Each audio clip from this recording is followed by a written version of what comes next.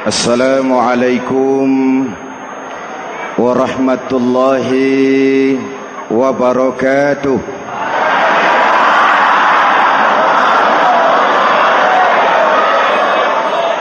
Alhamdulillahi rabbil alamin.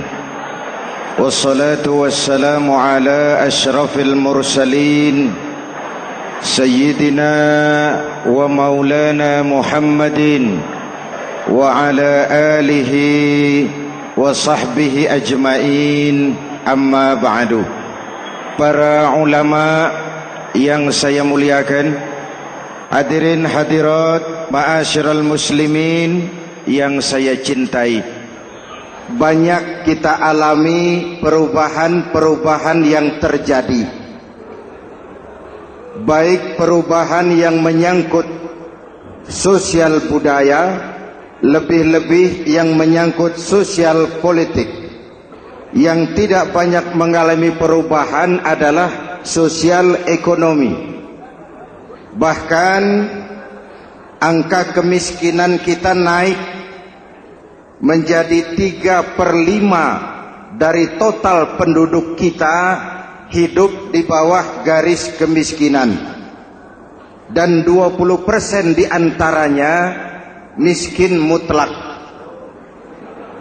Perubahan-perubahan yang terjadi menyadarkan kita kepada kebenaran Al-Quran ketika Allah menyatakan wa tilkal ayyamu nudawiluha bainan nas. Hari itu kami putar di antara manusia. Ada saat datang, ada waktu pergi. Ada hari lahir, ada saat kembali. Ada waktu dilantik, ada saat menyerahkan jabatan. Hari kami putar di antara manusia dan hidup cuma sekadar menunggu giliran. Soalnya kemudian di tengah perubahan-perubahan yang terjadi begitu cepat, what must we do now?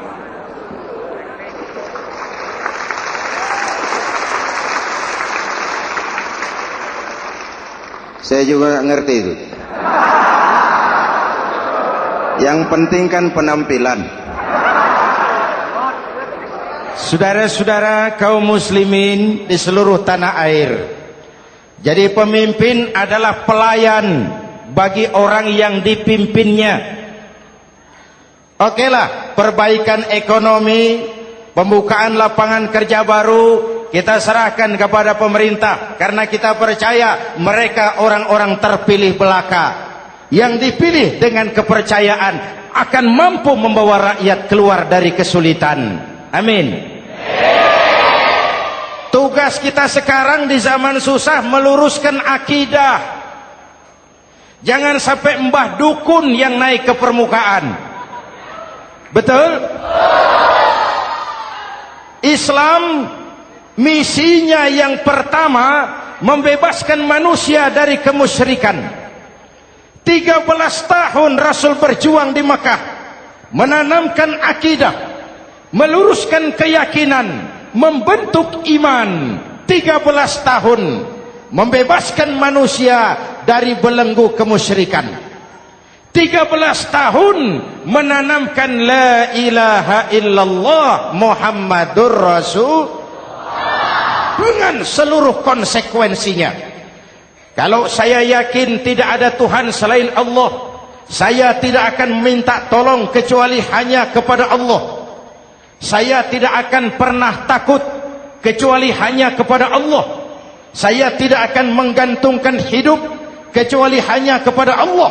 Saya tidak akan minta rizki kecuali hanya kepada Allah. Saya tidak akan melarikan persoalan kecuali hanya kepada Allah. Kalau konsekuen dengan keyakinan ini, mbah dukun nggak dapat tempat.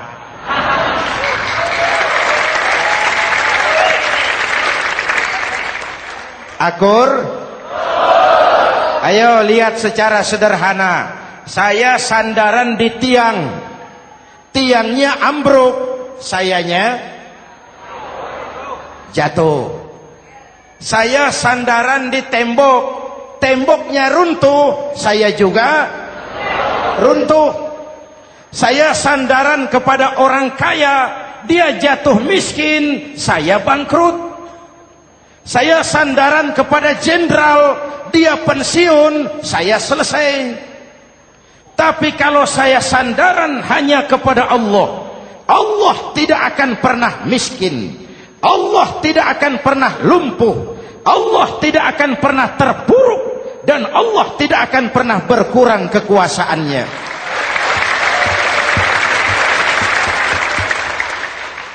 Maka umat Islam, sesulit apapun zaman yang kita hadapi, Allah juga tempat kita bersandar.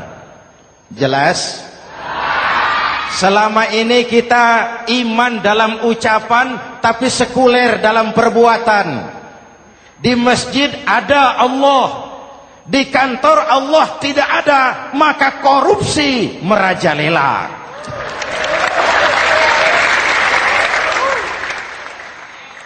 Di masjid ada Allah, di pasar Allah tidak ada, maka timbangan tetap curang. Kita iman dalam ucapan, tapi sekuler dalam perbuatan. Oleh karena itu, sesulit apapun zaman yang kita hadapi, iman jugalah pegangan kita, Allah juga tempat kita bersandar. Boleh zaman berubah, akidah jangan sampai goyah. Karena iman kita hidup, untuk iman kita berjuang, dan dalam iman kita ingin kembali menghadap Allah Subhanahu. Selama ini manusia Indonesia kita lebih banyak diisi otaknya, hati sering kosong, agama dangkal, akidah rapuh, moral rendah. Memang kemudian muncul banyak orang-orang pintar, cuma sayang tidak benar.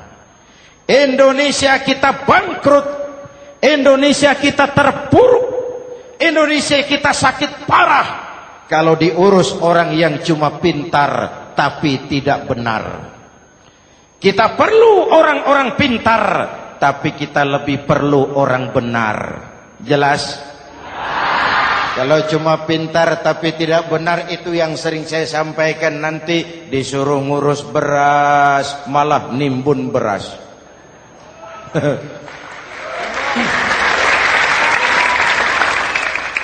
Disuruh ngurus laut malah jadi bajak laut. Disuruh ngurus hutan rame-rame jadi orang hutan. Jutaan hektar hutan Indonesia kita ini merupakan kekayaan sumber daya alam kita yang harus digunakan bagi sebesar-besar kemaslahatan rakyat. Yang disuruh ngurus hukum malah bikin hukum seperti pisau, tajam ke bawah, tumpul ke atas.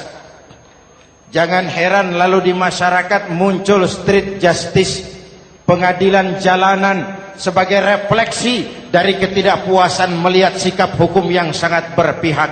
Kalau yang kecil salah, hukum cepat-cepat ditegakkan.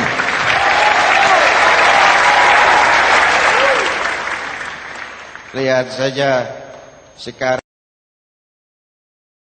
sekarang ini kalau orang terkenal banyak uang punya masalah, antri yang bela. Betul? Tapi saudara lihat si Marsinah di Jawa Timur, si Sengkon dan Karta di Jawa Barat, si Udin Bernas wartawan Jogja, terseok-seok mencari keadilan, sampai hari ini urusannya masih remeng-remeng. Kenapa bisa begitu? Jawabannya sederhana, tidak ada fulus. Ada fulus mulus, tidak ada fulus manfus. Betul? Jangan sampai para penegak hukum kita terjebak pada lagu baru, maju tak gentar membela yang bayar. Biar bertentangan dengan nurani, biar bertentangan dengan public opini, biar bertentangan dengan rasa keadilan. Siapa yang bayar, itulah majikan. Mau benar atau salah, belain terus. Kalau seperti inilah hukum kita, mafioso keadilan akan tetap gentayangan. Hadirin yang saya hormati, 13 tahun beliau berjuang di Mekah, meluruskan keyakinan, memantapkan akidah, meneguhkan iman. Dari situ segalanya dimulai, dan ke situ segalanya akan menuju. Intan paling mahal, mutiara paling berharga, tidak lain adalah nilai-nilai keimanan. Kalau itu sudah tergadai, apalagi yang bisa kita banggakan dalam kehidupan ini? Kita merasa harta kita berharga, belum ada artinya ketimbang iman. Kedudukan kita punya nilai pun belum ada artinya ketimbang dengan nilai-nilai keimanan.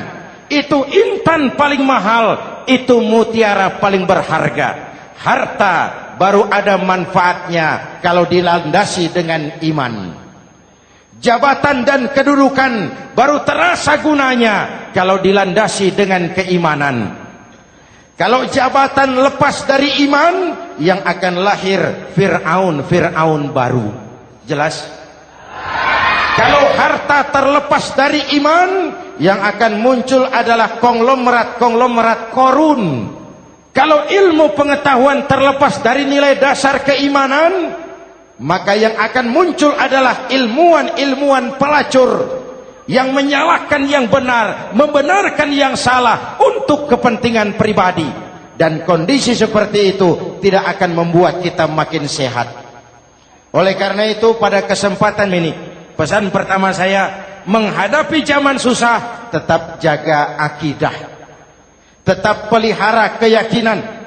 Kesulitan bukan untuk ditakuti, untuk diatasi. Hidup adalah kerja keras, bukan keajaiban. Perubahan tidak akan datang hanya dengan simsalabim abragadabra.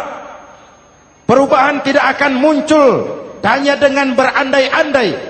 Perubahan tidak akan turun dari langit seperti turunnya embun di waktu malam. Perubahan adalah kerja keras, sehingga Al-Quran membimbing kita, innallaha la yughayyiru ma biqaumin hatta yughayyiru ma bi anfusihim. Allah tidak akan mengubah keadaan suatu bangsa kalau mereka tidak mau mengubah apa yang ada di dalam diri mereka. Yang ada di dalam diri itu rule of thinking, state of mind, cara kita berpikir, cara kita memandang kehidupan, cara kita mengatasi persoalan. Hadirin yang saya hormati, inilah iman. Berangkat dari ini kita menyadari, ini ujian buat kita rakyat. Dan kita rakyat Indonesia ini kalau sama susah sih sudah kenyang. Ya Pak? Ya Pak? Kita ini sebagai bangsa mengalami apa yang disebut oleh Bung Karno up and down. Naik, turun, timbul, tenggelam, pasang, surut. 350 tahun dijajah oleh Belanda, kita susah. Berangkat Belanda masuk Jepang, susah lagi. Pergi Jepang, datang nikah, susah lagi. Lalu kita merdeka, dirongrong oleh berbagai pemberontakan, susah lagi. Makan bulgur, antri minyak. Lalu PKI berontak, susah lagi. Muncul orde baru, lama-lama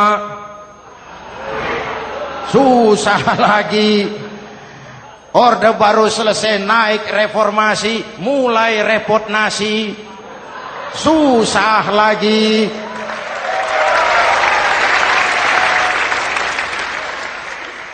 Kalau susah kita ini sudah akrab, sudah intim. Mestinya kalau sudah susah seperti itu, jangan salah sikap menyikapi kesusahan. Jangan sampai kita potong kompas, ambil jalan pintas, terjebak menghalalkan segala cara. Itu tidak akan menguntungkan, itu tidak akan menyelesaikan. Kalaupun selesai, nampaknya penyelesaian sesaat. Dan penyelesaian sesaat bukan penyelesaian yang sebenarnya. Karena itu tetaplah dalam koridor keimanan. Boleh zaman berubah, akidah jangan sampai goyah. Silahkan masa berganti, tapi keyakinan jangan mati. Sekali la ilaha illallah, sampai tetes darah paling penghabisan, tetap la ilaha illallah. Sanggup? 3 orang. Sanggup? 21. Sanggup? Kalau sanggup kita harus konsekuen. Saudara-saudara di seluruh tanah air, misi yang kedua dari Islam setelah membebaskan manusia dari kemusyrikan, membebaskan manusia dari ras diskriminasi, mengikat manusia dengan tali akidah. Sebelum Islam datang, manusia dibedakan oleh warna kulit, manusia dibedakan oleh faktor keturunan, manusia dibedakan oleh faktor harta dan benda. Adalah Rasul yang mengajarkan, innallaha la yanzuru ila suwarikum wala ila amwalikum walakin yanzuru ila qulubikum wa a'malikum. Allah tidak melihat potonganmu, Allah tidak melihat hartamu. Yang Allah lihat itu adalah hatimu dan amal perbuatanmu. Jauh sebelum Amerika teriak-teriak membanggakan apa yang mereka sebut sebagai Declaration of Independence, Nabi sudah mengajarkan kepada kita semua, An-nas kulluhum li Adam wa Adam min turab, la fadla li Arabiyyin ala ujamiyyin illa bittaqwa. Seluruh manusia berasal dari Adam.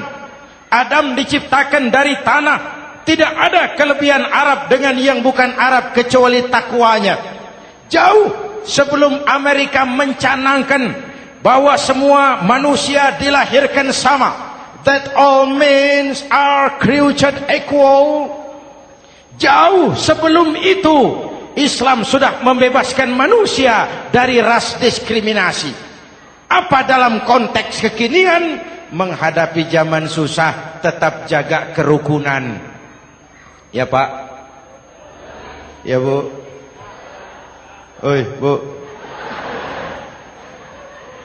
Menghadapi zaman susah tetap jaga kerukunan, baik antar umat seagama, antar umat beragama, maupun antar umat beragama dengan pemerintah.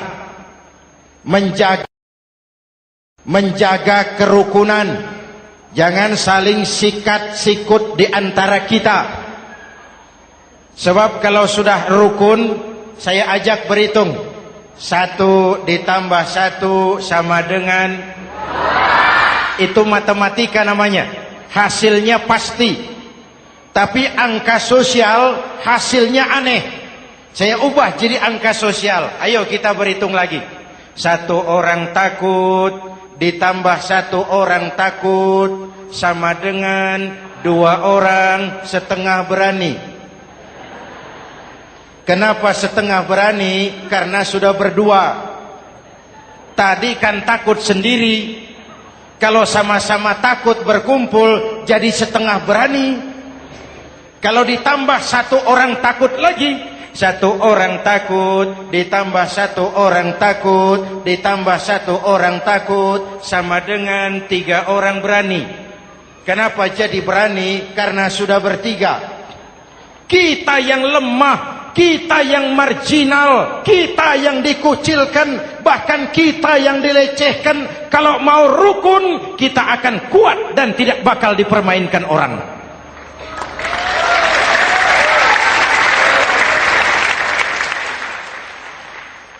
Tapi kalau rukunnya yang satu mau menikam yang lain, saya ajak berhitung lagi. Yuk berhitung yuk. 1 ekor ayam ditambah 1 ekor musang sama dengan 1 ekor musang. Kemana ayamnya? Dimakan musang. Betul nggak nih hitungan? Ayo kita hitung lagi. 1 ekor ayam ditambah 1 ekor musang sama dengan 1 ekor musang. Kemana ayamnya? Dimakan musang. Jadi kalau kita suka kumpul dengan orang yang mau makan kita, selesailah kita.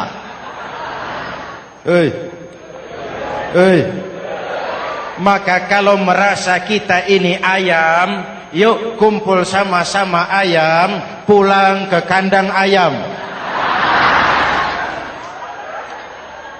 Kalau ada ayam kumpul ke kandang musang, itu namanya ayam minum baygon. Jelas? Menjaga kerukunan. Pertama, antar umat seagama, sesama muslim harus saling menjaga, harus saling memelihara. Baik dia muslim yang jadi kapolri, baik dia muslim yang jadi kasat, baik dia muslim yang jadi pengusaha, baik dia muslim yang jadi petani, nelayan, guru, semua komit menjaga semangat kebersamaan, rukun antar umat seagama. Jelas? Jelas? Hadirin yang saya hormati, atas dasar itu saya ingatkan kembali, kita semua ingin persoalan terorisme dilepaskan kaitannya dari agama manapun. Tidak ada kaitannya terorisme dengan Islam, dengan Kristen, dengan Hindu, dengan Buddha. Tidak ada kaitannya terorisme dengan pondok pesantren.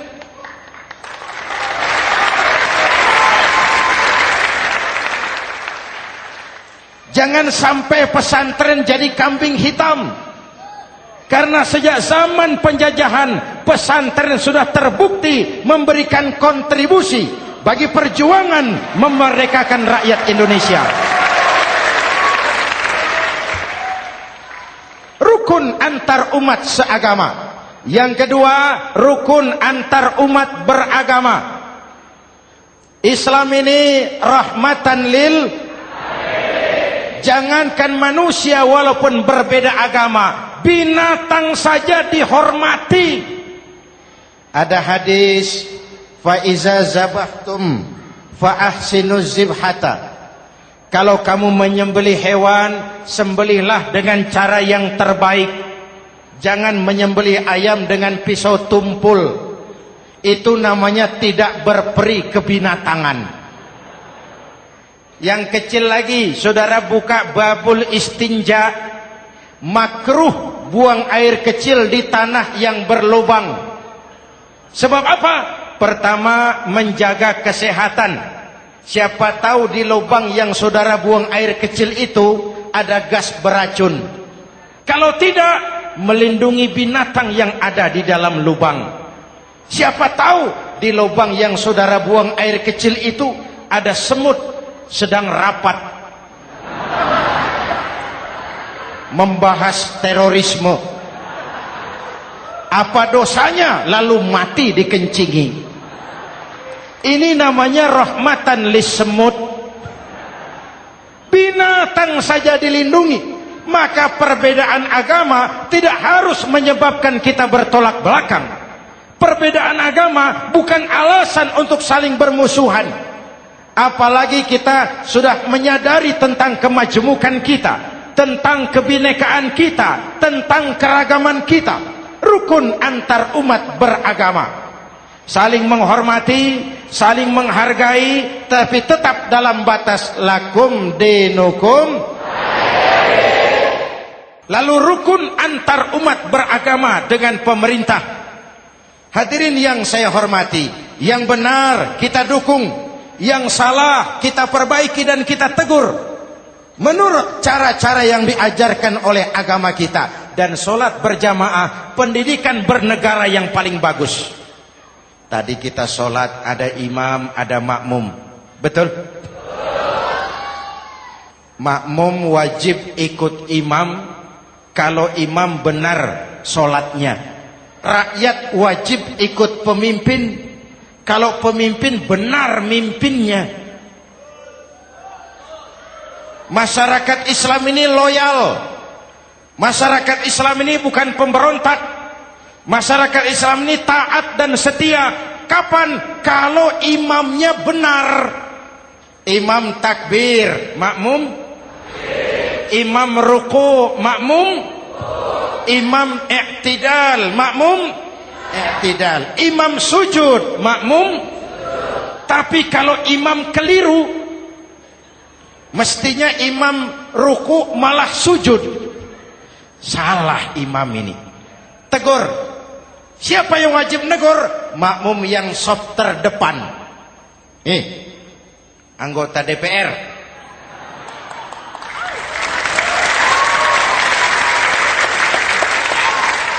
Ini wakil-wakil makmum ini. Saf di depan ini. Kalau imam keliru mereka paling tahu. Ngomong. Tegur. Bagaimana negurnya? Ada aturan main.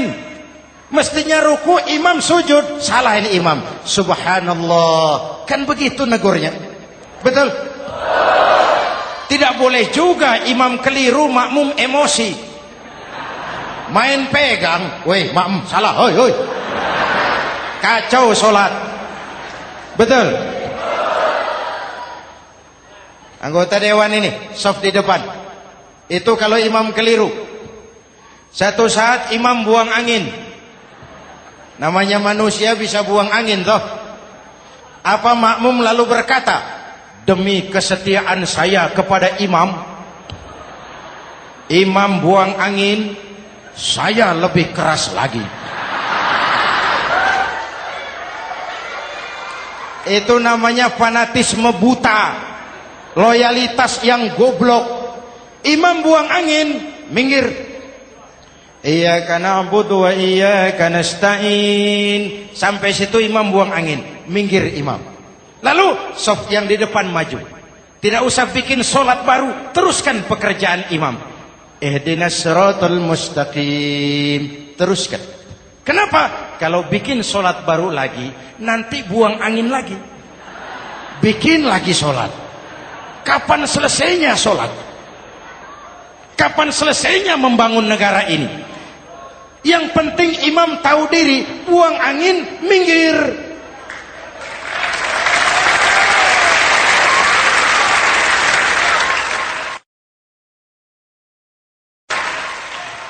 Ini kacaunya solat berjamaah kita sekarang.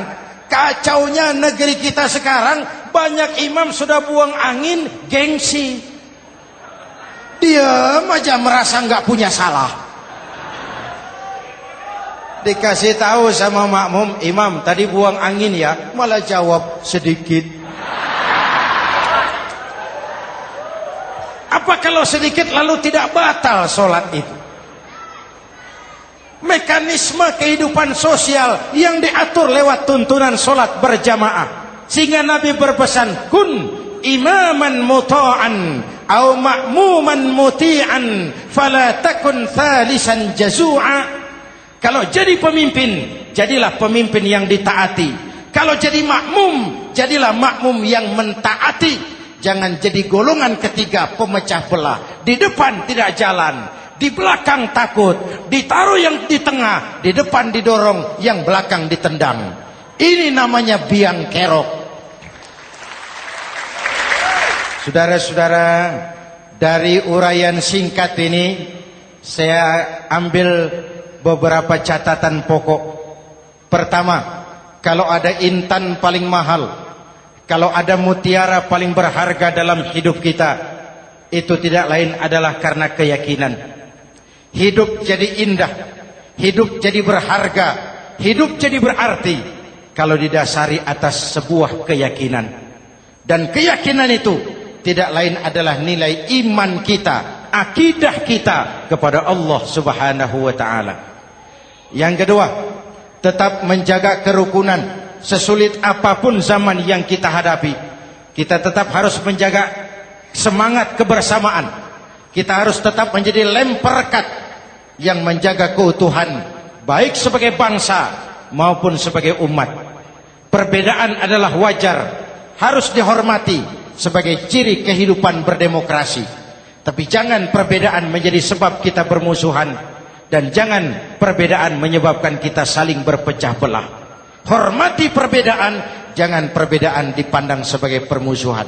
Dengan akidah yang kuat dan kebersamaan yang kokoh, ayo kita hadapi kesulitan, kita atasi kesulitan, dan dengan kerja keras untuk menyongsong hari esok yang lebih pasti. Mari kita Fatihah, semoga Allah memelihara kita bangsa Indonesia. Ala hadhihi niyah wa ila hadratin Nabi. Al-Fatihah.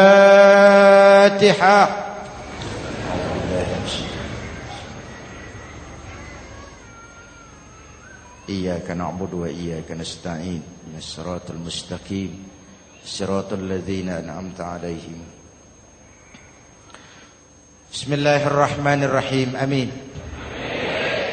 Alhamdulillahi rabbil alamin. Allahumma salli wa sallim wa barik ala sayyidina Muhammadin wa ala alihi wa sahbihi ajma'in. Allahumma rabbana taqabbal minna salatana wa siyamana wa qiyamana wa takhashu'ana wa ta'abbudana wa tammim taksirana ya arhamar rahimin. Allahumma aslih man fi salahihi salahul muslimin. Allahumma ahlik man fi halakihi salahul muslimin. Allahumma rabbana la tu'akhizna in nasina aw akhtana. Rabbana wa la tahmil alaina isran kama hamaltahu ala alladhina min qablina. ربنا ولا تحملنا ما لا طاقة لنا به واعف عنا واغفر لنا وارحمنا أنت مولانا فانصرنا على القوم الكافرين. اللهم اجعلنا من السعداء المقبولين ولا تجعلنا من الأشقياء المردودين. أفضل ما قلته أنا والنبيون من قبلي لا إله إلا الله.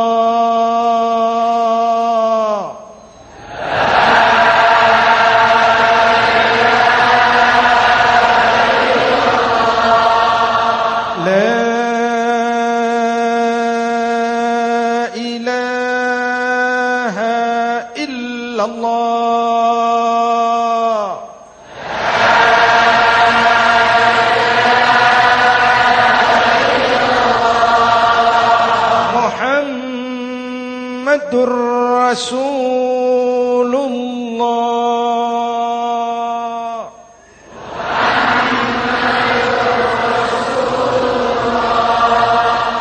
sallallahu alaihi wa alihi wasallam. Kalimatu haqqin 'alaiha nahya wa 'alaiha namut wa 'alaiha wa biha nub'atsu insyaallah minal aminin minal aminin minal aminin rahmatika ya arhamar rahimin. Sallallahu ala sayyidina Muhammad wa ala alihi wa sahbihi ajma'in. Ana rabbika rabbil izzati amma yasifun. Salamun alal mursalin. Walhamdulillahi rabbil alamin. Jumpa lagi di lain kesempatan insyaallah. Wassalamualaikum warahmatullahi wabarakatuh.